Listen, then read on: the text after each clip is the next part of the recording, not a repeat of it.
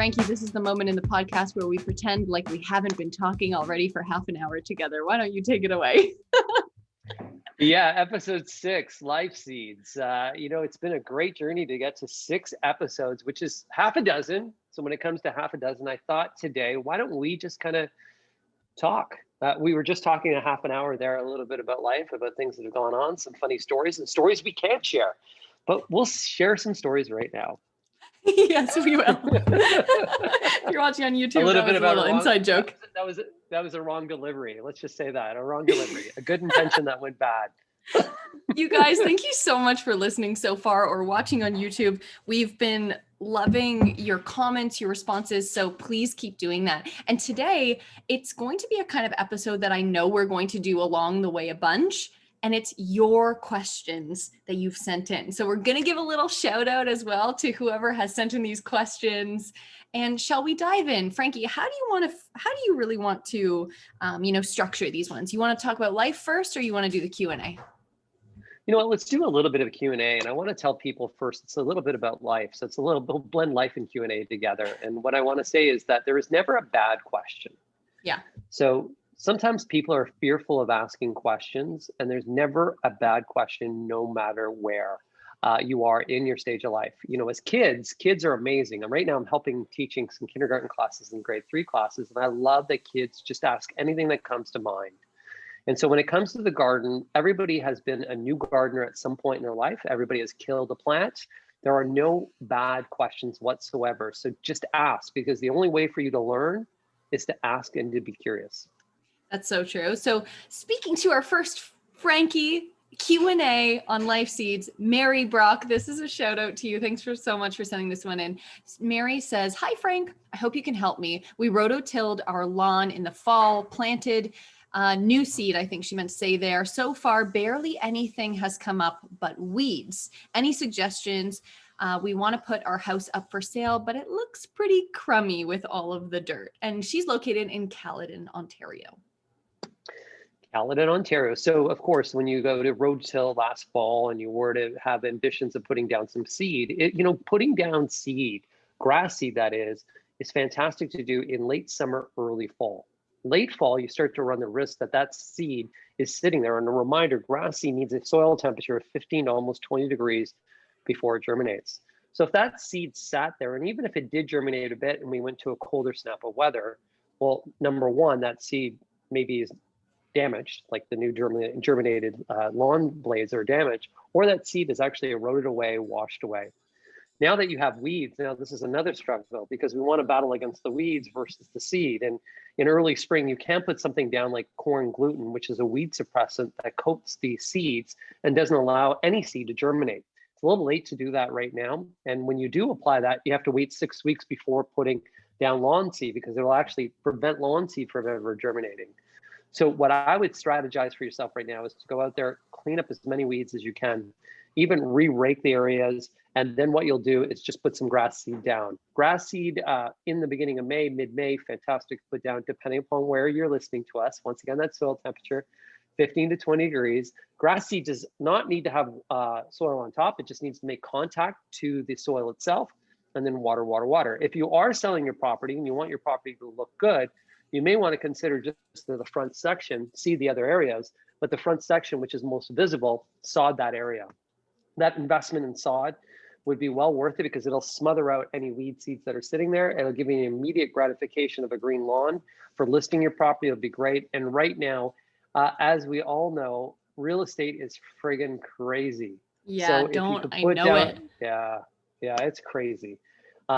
So now just a little bit of investment. Yeah, it's really hard for people like yourself to get into the game.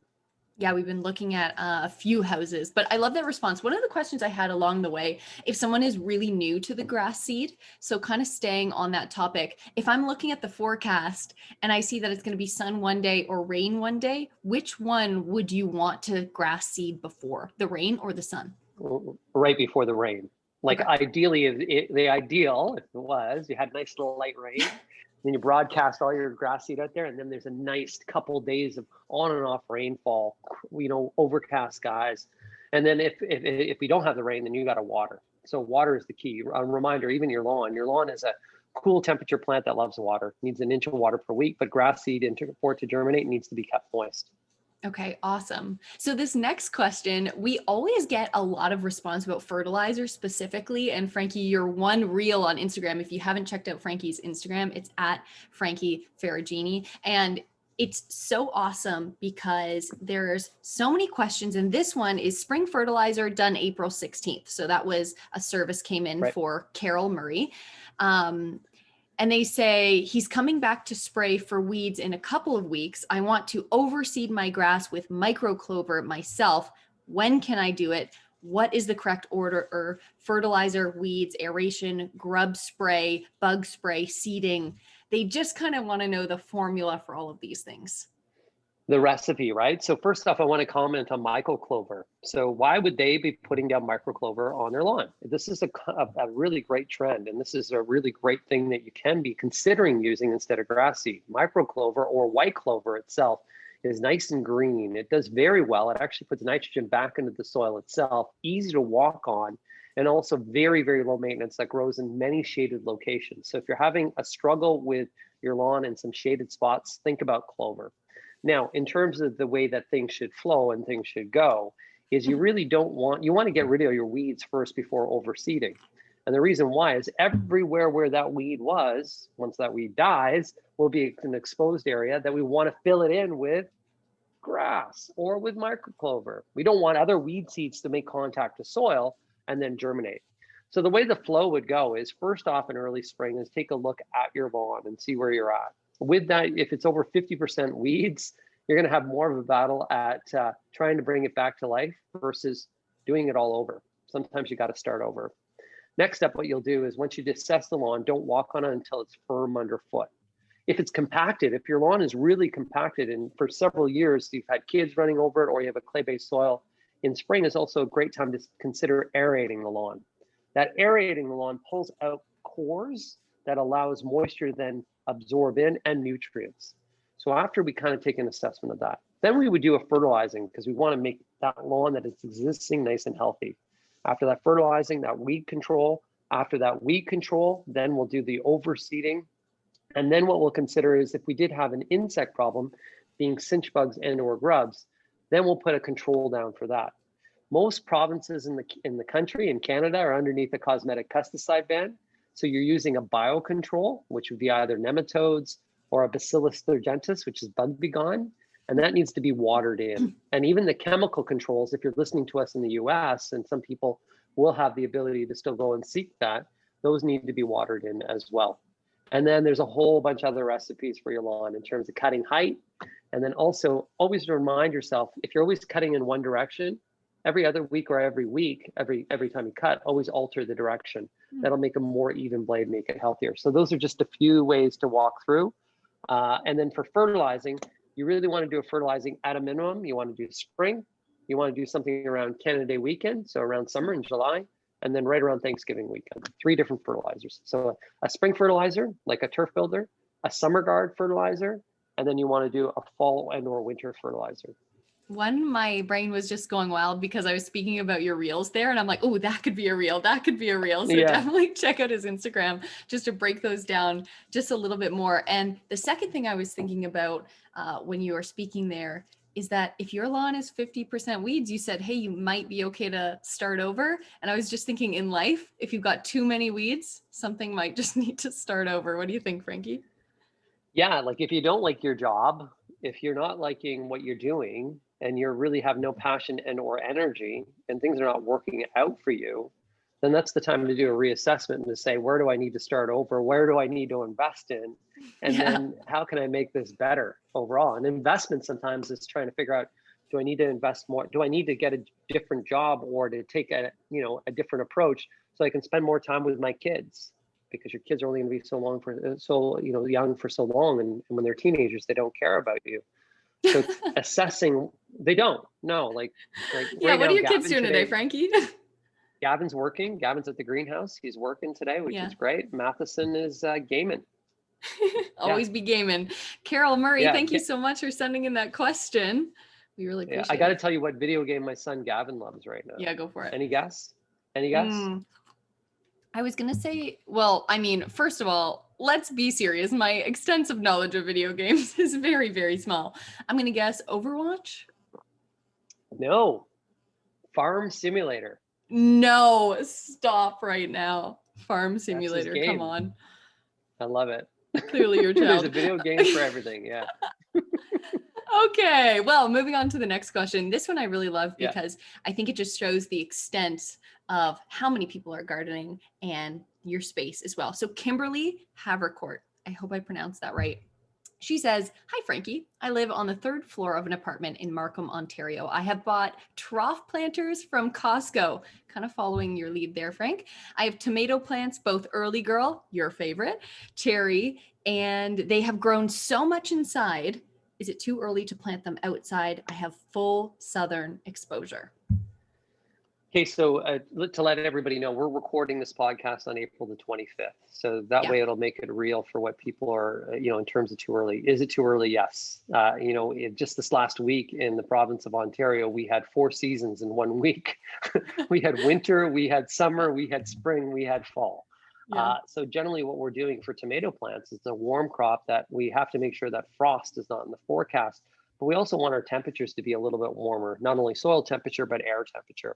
So generally for tomatoes, planting them outdoors in the garden, you're not doing that until spring and or mid-May. Mid-May in Markham, Ontario would be mid-May. And that's really according to your last frost date.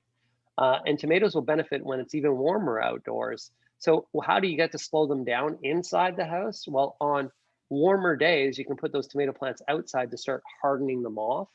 Inside your home, allow them to dry out in between watering, because tomato plants, as soon as you give them water, they grow. So if you allow them to dry in between watering, you'll slow them down a bit. And then just make sure that they're getting fairly good sunlight, a nice bright room, because if not, they'll stretch to try to find the light. So yeah, it's too early. I told you, I wanted to talk about starting too soon. Yeah. This is kind of lending a little bit of life as well. So I've been at the garden center on and off, and I've been seeing what people are buying. And I've seen people even walking through my community planting coleus at this time of the year. I'm like, oh my, it's way too early. People are too ambitious. And I have a question for you too. Sure. It's a question I actually asked on my Facebook Live. So I was walking and I saw somebody planting some plants that was too early. And my immediate reaction was to go tell them that it's too early, but I don't know them. And it's also a pandemic. So I didn't tell you that. And I thought about it a lot after, because I was like, I don't know how they're going to react. So I wanted to help them, Yeah. but I didn't. But then I regret that I didn't.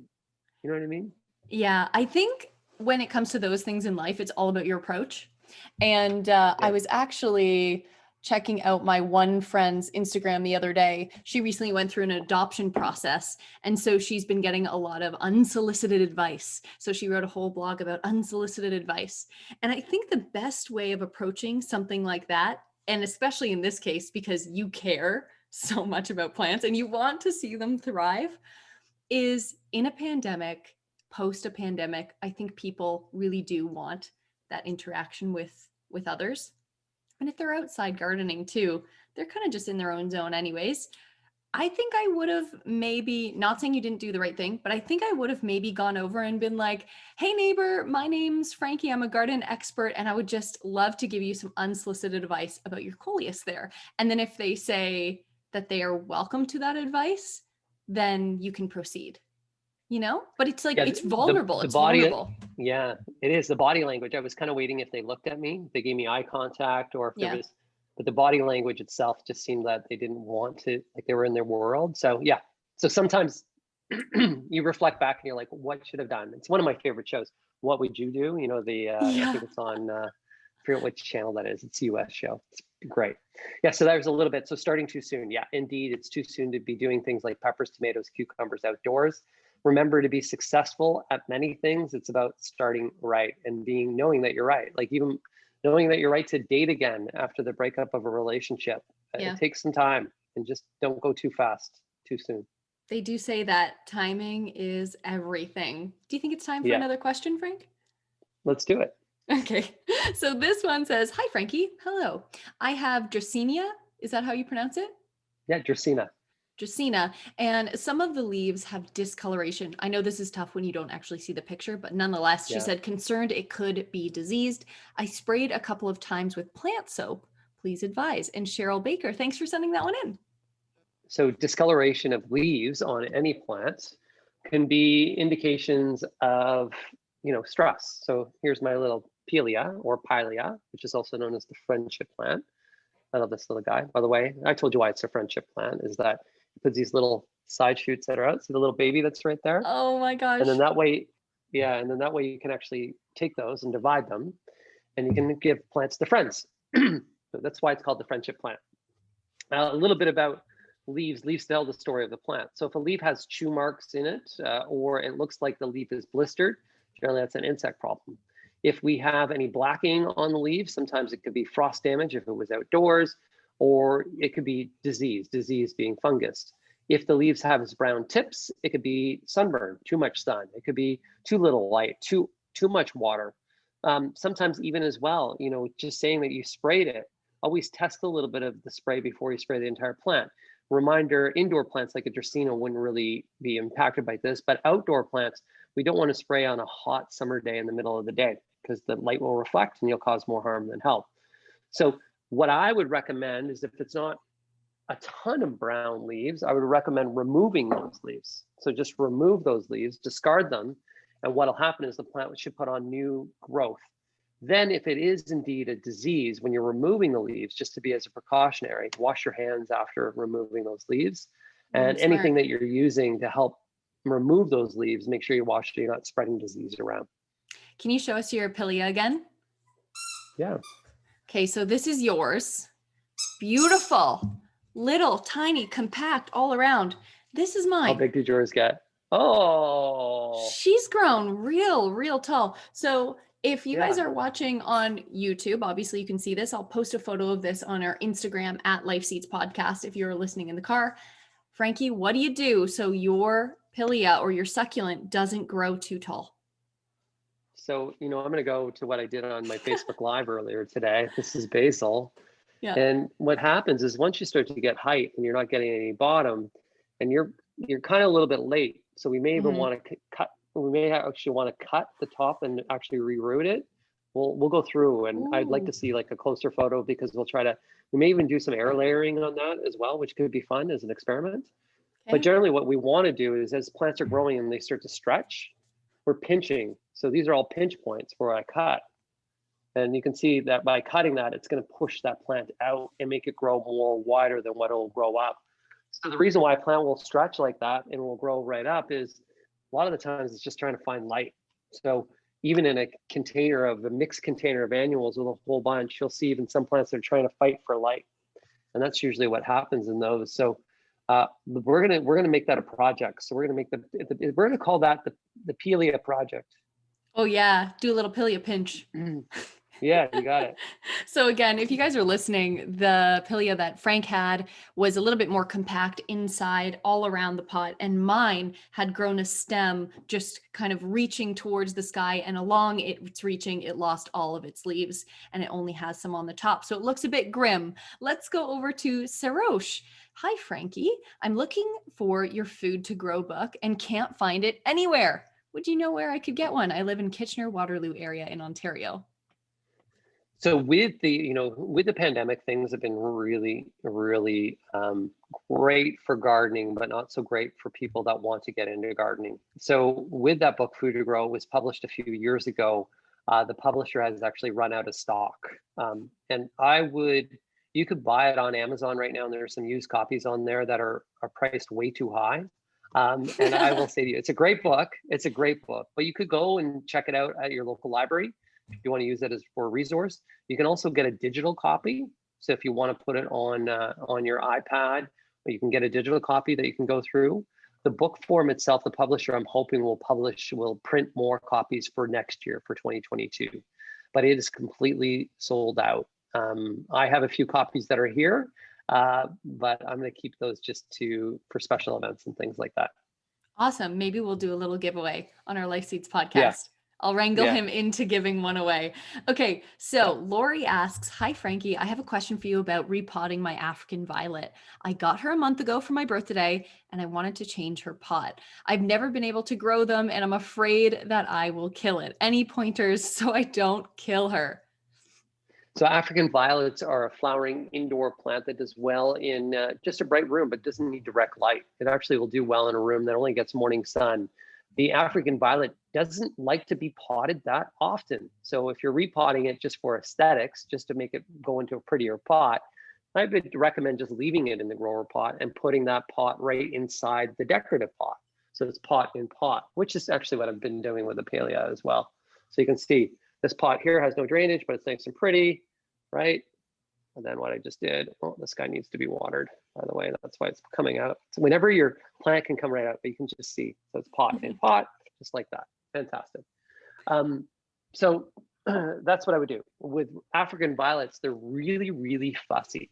And they're fussy in terms of the temperature of water. They want room temperature water.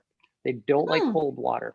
And they really like to have the water only on the root. So the best thing that you can do is fill your sink and then walk around for a few hours. And then what you can do is when the temperature of that water is pretty much right at room temperature, just take the African violet and you're going to hold your fingers across the soil like this. Yeah. And I'll take it out again. So you're going to hold your fingers across the soil like this. And then you're just going to, look, I still got a price tag on this guy, $5.99. You're going to hold it like that. And then you're just going to push this into the water like this. In the plastic pot. In the plastic pot, we're pushing it into the sink, into the water. And as soon as we don't see any bubbles, it's watered. Then we put the African violet back into here and it's a happy plant. And the reason why we're kind of putting our fingers across, that'll prevent it from popping out of the pot. So I know that a couple of plants, when you water them, you say you leave it in the water for a little bit, like the bubbles come up, they disappear and you leave it in there for a bit. For an African violet, would you want to just remove it right away as soon as those bubbles are gone? As soon as the bubbles are gone, it's pretty much solidly watered. Yeah. Okay. So for instance, my one peace lily here, I have a pot inside pot. And so the pot that it's in has a drainage hole in it and a saucer. So when you water that peace lily, the water actually drains out of the pot, the container, into the pot below, and then drains out of that into the saucer. So there's no water collecting. So how I water that plant is I actually take that plant into my laundry room tub, the laundry room sink. I fill the sink with a bunch of water in the bottom, not too much, maybe like 2 inches. Then I just put the peace lily inside the sink and I leave it there overnight. By the next time when I get up in the morning, there's usually no water in the sink because that peace lily has just absorbed all that water into the container, into the pot itself, and then I go put it in. And my peace lily, the one that I have, well, this one here too, I got 1, 2, 3, 4, 5 blooms on it right now. The other one, I think I have 6 blooms. No way. That's changed a lot since we've filmed at your house. Yeah. Holy Hannah. Yeah, okay, that's so the one in the front. I'm going to do 2 more questions. This one is from Barbara, and she asks, I was wondering if there's something I can put in my garden to deter squirrels and chipmunks from digging holes. We love them, but we hate them, right? She said, I tried pepper, cayenne pepper, but that didn't seem to do anything if it rains and the squirrels just kind of come back. So she said they're also making her crazy. Yeah, many things make us crazy. Years ago, I used to be in charge of the birding section at the greenhouse, my family greenhouse. So it was my job to go out and buy bird seed and squirrel-proof bird feeders and all these different things to go out there. It was fun. I bought a $2,000 bird feeder once that retailed for over almost $3,000 on a copper pole. I bought it just to make it for everybody just to come to the greenhouse to see a really expensive bird feeder. And then it sold. Did it work? A bunch of them sold. Yeah, but no, a bunch of them sold. I was like, how are these selling? It was copper on a copper pole. It was crazy. But at that point, and the reason why I go back to the story is at that point, there was a product which was called Squirrel Away, which was for birdseed, and it was treating your birdseed with cayenne pepper. And the whole thought was by making the birdseed spicy that the squirrels would stay away. Well, what happened was the squirrels adapted themselves and they were like, oh, spicy food, look, Taco Bell. They were like very happy squirrels and they would eat. So that has been proven not to Oh my work. Cayenne pepper goodness. does not work. And also you have to be concerned, because the other greater concern is sometimes those squirrels will then go and wipe their Mm. eyes with and then you'll actually cause some more harm. What has been working with squirrels is chicken manure, hen manure. So I've done some different testing using a pelletized hen manure. You can purchase it mostly at your local garden centers and just top dress the soil. You will have to reapply after a few rains. It is calcium enriched fertilizer, so it's fertilizing plants. It's odorless, and for some reason, squirrels just stay away. If that doesn't work, if you can't beat them, you feed them. So you can purchase squirrel feeders and put them on the far end of your property, and that'll keep the squirrels busy, and they'll just stay off your different plants that are out there. And a reminder, if you're having squirrels or chipmunks eating your tulips and you have it happen every year, plant daffodils. They generally stay away from daffodils. Hmm. All good tips. I kind of actually, this segues really nicely into the next question, because this time of year, we're always thinking about tulips, thinking about daffodils, but we also are thinking about the hydrangeas that likely Yeah. we got because of an Easter present or something like that. And Lynn asks the question, Frankie, can I plant my hydrangeas in a pot that I bought for Easter in my garden?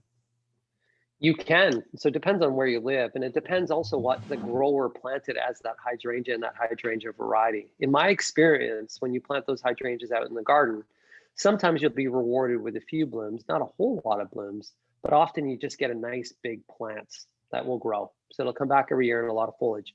A reminder, those are macrophilia hydrangeas. All those potted hydrangeas you're getting are macrophilias, large leaf, mophead hydrangeas, and those need to bloom on old wood. So the biggest thing people generally do is they prune them in spring, where in spring you should just leave them and only remove any dead wood, because it's the old wood that creates the bloom.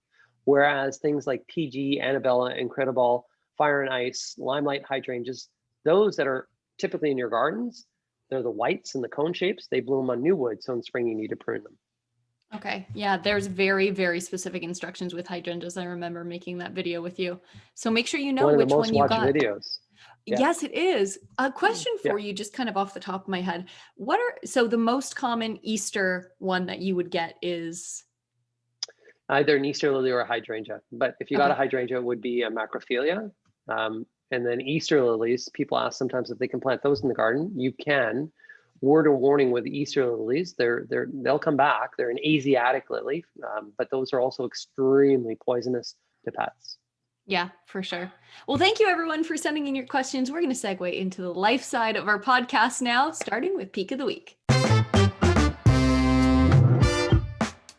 Okay, Frankie, what's your peak of the week? Give us something good. Peak of the week. Well, it's been a busy week. I would tell you my peak of the week is I was mentioning about these grade 3 and kindergarten classes that I've been teaching. And so with kindergarten, I've been talking to them about weather. And with grade 3, I've been doing plants. I have to tell you, the ambition, the positivity of these kids is like my shining little light. They're giving me so much. And I will tell you, probably my peak of the week is just being around kids in a virtual space, even though you can't be around them. I find energy from kids. I love kids. So the reason why I'm doing this is in the province of Ontario, we've all gone to virtual learning. So I've devoted a few hours per week to talk to teachers and take over their class. So it's like a class takeover, just to give the teachers a break and to give the kids something to look forward to. So that's my peak of the week. How about you, Amanda? Oh my gosh, that's such a good peak of the week. I can echo that in Rosie, our little pup, now officially 13 weeks old. And it's so true. It's just so nice to have something so pure and happy. Like in the morning, Scotty and I have been alternating on who gets up with her because it can be a shock to your system. Even though we've both done morning shows before, it can be a shock to your system when you're so used to being a night owl. But it is so nice just having her wake up in the morning. But I will say my peak of the week, I have a personal podcast called We Did It Podcast. And I recently got out of my own way and I reached out to a YouTuber I absolutely love and have been following for a long time.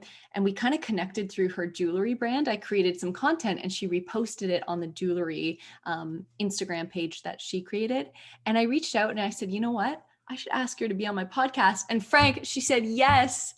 And we had such a good conversation. Amazing. And I was so nervous before it, which is funny how even if you are a professional broadcaster, you can still experience imposter syndrome at home just talking to another person. But it's just nice. And I hope you guys find something this week where you just get out of your own way. I have a quote for you. So where can we tell, what's the name of the podcast again? And Oh, who yeah. is your guest? So it's called We Did It Podcast, and it's all based around the idea that you get to where you're going through your community. And it's also based around the phrase, make your own momentum. So that's my life mantra, make your own momentum. We've talked about this before. That's kind of how we started working together, by again saying yes, accepting things, and then carving your own door. And there's also a Martha Graham quote. I'll put it on our Instagram because it's such a beautiful quote. And it's all about the fact that we all have a creative channel, and it's not ours to judge. It's not ours to block, because if we do that, it'll never exist in this world, because we all have something to offer and we all have unique perspectives. So it's just really nice. Her name is Amelia Leanna, and she's from the UK. So now officially I've gotten to talk to a couple of people from the UK on podcasts, which is lovely.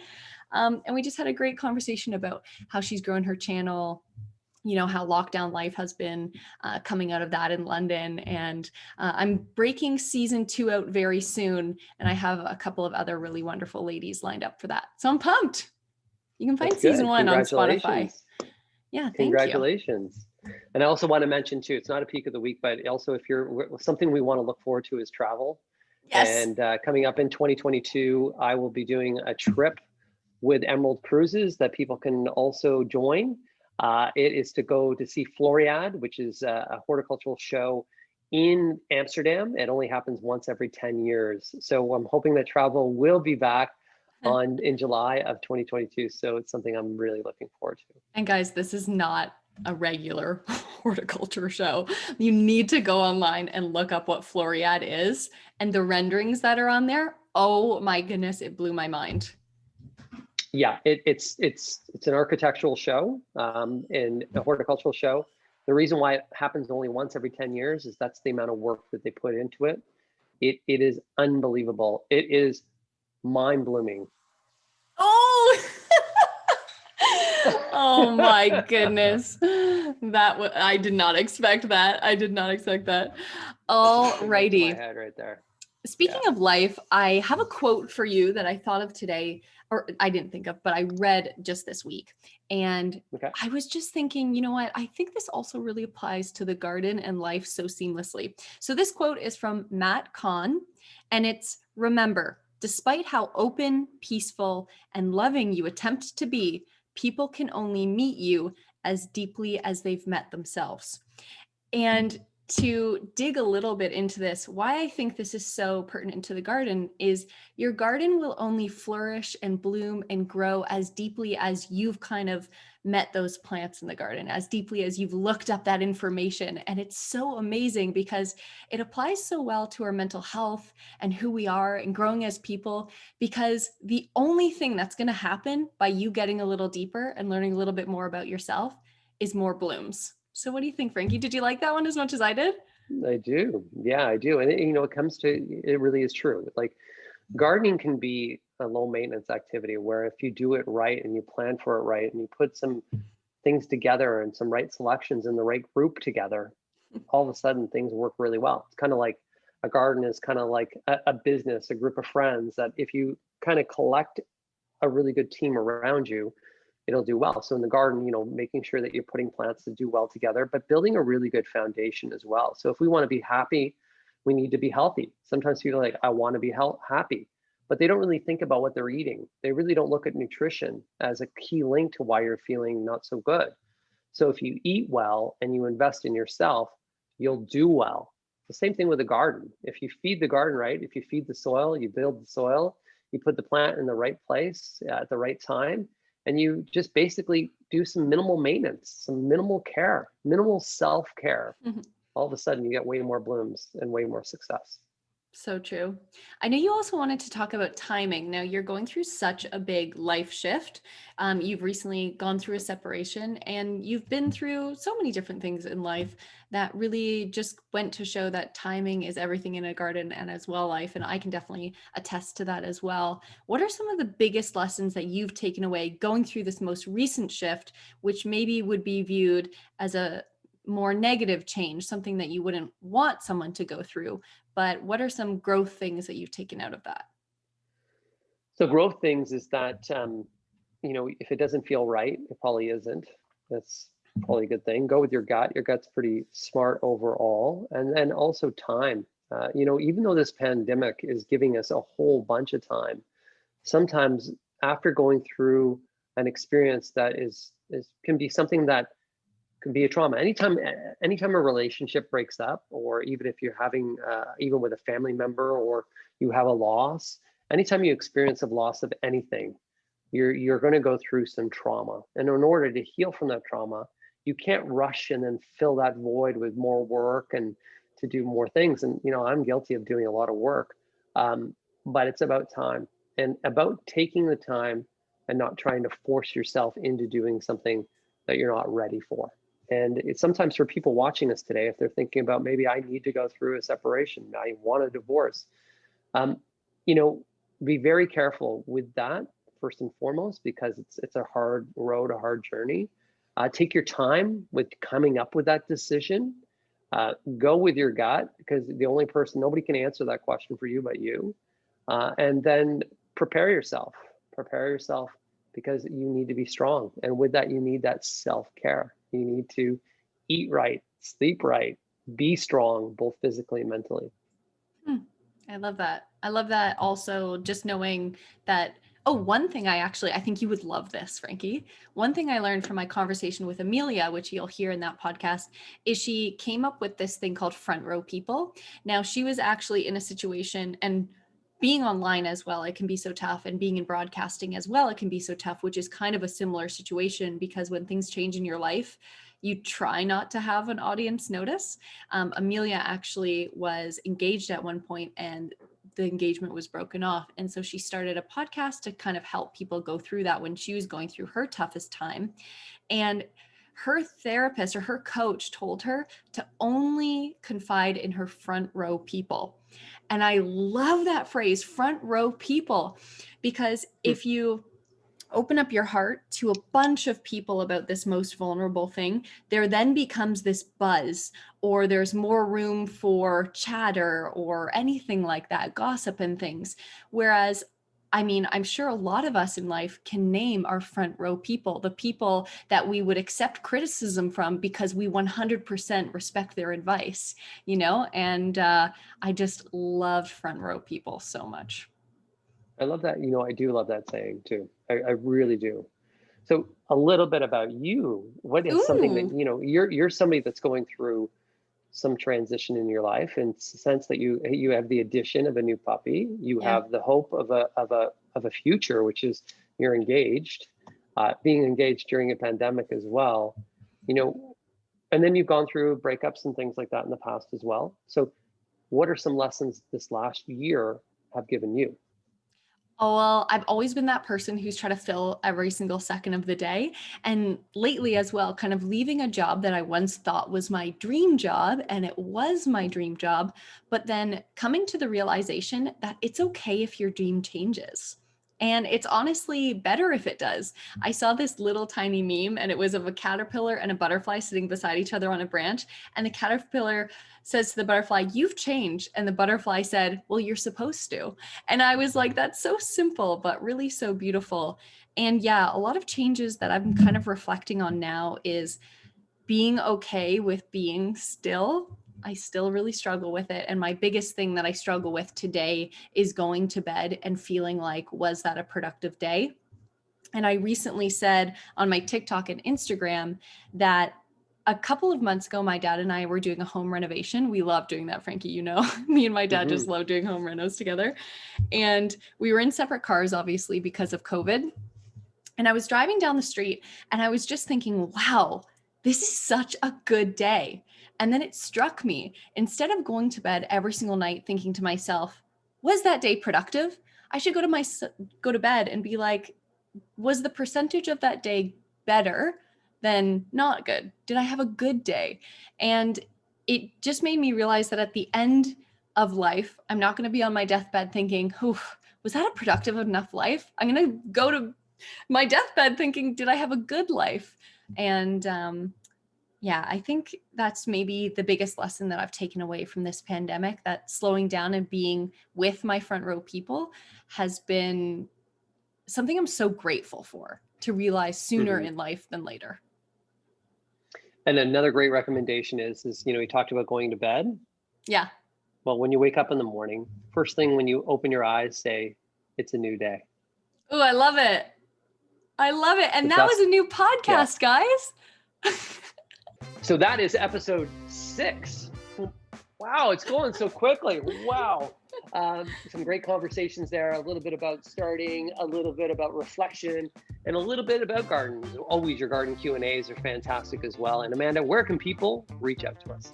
They can reach out to us so many different places. Our Instagram is growing from a tiny seed to a seedling now, at Life Seeds Podcast on Instagram. I'm at Below the Blonde on Instagram. And Frankie, where can people usually drop their cues for a Q&A episode?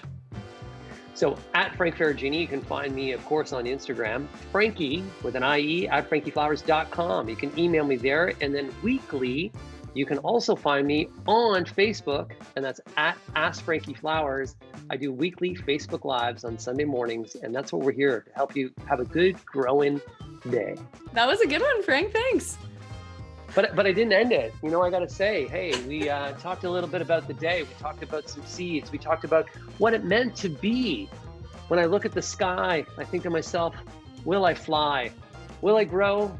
Will I sow? Who knows? But that was episode 6. Boom! Mind blooming.